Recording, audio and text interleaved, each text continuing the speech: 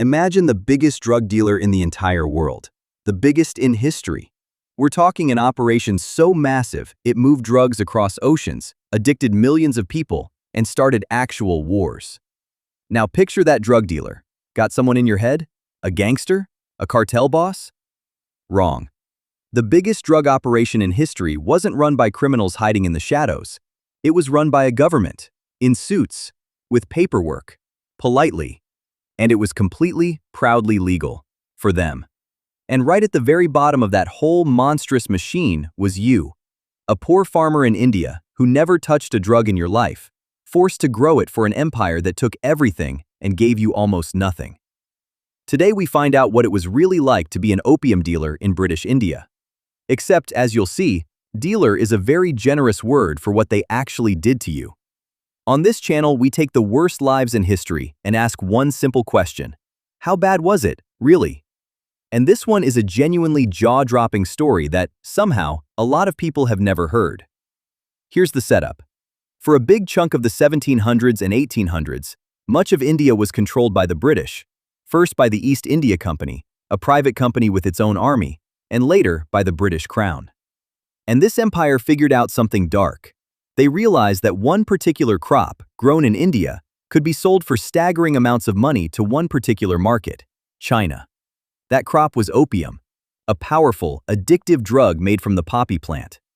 So they built a system, a giant, organized, government-run system to grow opium in India, ship it to China, get millions of people addicted to it, and pocket an absolute fortune. And when China tried to stop it, they went to war over it. Twice. This is one of the largest drug-dealing operations the world has ever seen, run like a business empire. And you, the Indian farmer, were the very first link in that chain, and the one who got the worst deal of anyone. Let's get into it. Let's start with how you even ended up growing opium, because, surprise, you mostly didn't volunteer. In the big opium-growing regions of India, especially areas of Bengal and Bihar, the company set up a monopoly. That's the key word, monopoly. They controlled the whole thing. They decided who grew opium, how much, and, crucially, what you got paid for it. And what you got paid was, shall we say, not generous. Here's how the trap worked. Agents would come to farmers and get them locked into growing poppy. Often this involved advances, money paid up front, which sounds nice, until you realize it chained you to producing a set amount of opium, on their terms, at their price. Miss your quota, fall into debt, and you were stuck in the cycle, growing poppy year after year whether you wanted to or not. And growing poppy is demanding. It's delicate, labor-intensive work.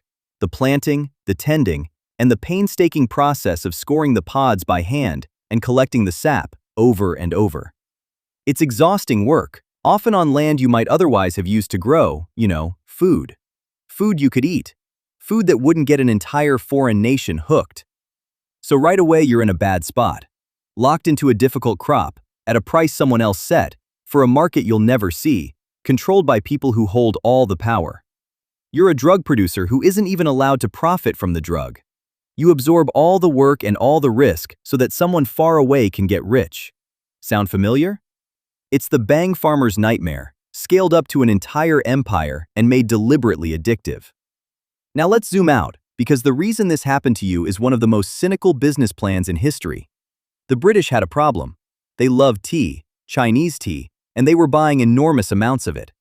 The trouble was, China didn't want much from Britain in return. They wanted to be paid in silver. And all that silver flowing out to China was a problem for Britain.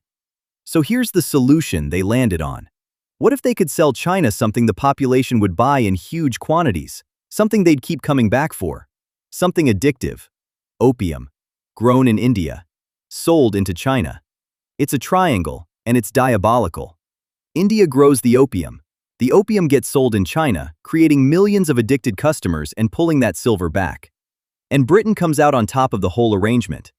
India does the labor, China takes the addiction, Britain takes the profit. And it worked horrifyingly well. Opium flooded into China, addiction spread. A genuine catastrophe unfolded for the Chinese people. And from the empire's point of view, that wasn't a bug. It was the entire business model. The more people got addicted, the better business was. And you, back in the poppy field, were producing the raw material for all of it. You just knew you had a quota to hit and a debt to pay. Here's where it goes from deeply unethical business to open warfare. China was not thrilled about millions of its people becoming addicted to a drug pushed in from outside. So Chinese authorities tried to crack down, to ban it, block it, destroy stockpiles, and shut the trade down. Now, in a normal world, if a country tells you to stop selling drugs to its people, you stop. But this wasn't a normal drug dealer. This was an empire. And the empire's response to, "Please stop poisoning our population," was, essentially, "Make us." This led to war. The Opium Wars, armed conflict, fought in significant part over Britain's insistence on its right to keep selling opium into China. And Britain, with its powerful military, won. The outcome forced China to keep its markets open and handed Britain even more advantages. Sit with how insane that is. A drug operation so powerful that when its customer tried to quit, the dealer went to war to force it to keep buying. That is the machine you, the little poppy farmer, were standing at the bottom of. Your crop helped fuel a war between nations on the other side of the world. And nobody ever asked your opinion about any of it. Let's come back down to your actual life, because while emperors and admirals played their games, you were still standing in a field with poppy sap on your hands. Your reality was the reality of a squeezed farmer everywhere, with extra layers of awful. First, the money. You were paid at prices set by the monopoly, not by a fair market, but by the buyer who controlled everything. The enormous profits made downstream did not flow back to you. You got the bottom-rung price and the top-tier workload. Second, the food problem. Land growing poppy is land not growing food. When a region is pushed heavily toward a cash crop for export, it can become more vulnerable, more exposed when things go wrong. You're feeding an addiction overseas while worrying about feeding your own family at home.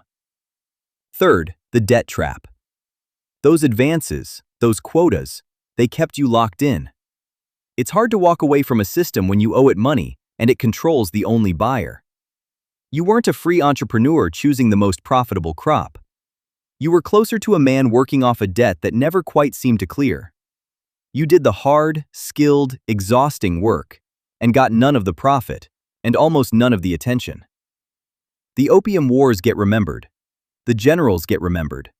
The farmer with cracked hands who actually grew the stuff? Forgotten at the bottom of the page. Which brings us to the obvious question.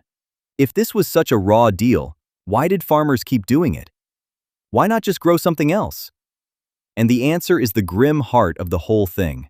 A lot of the time, you couldn't.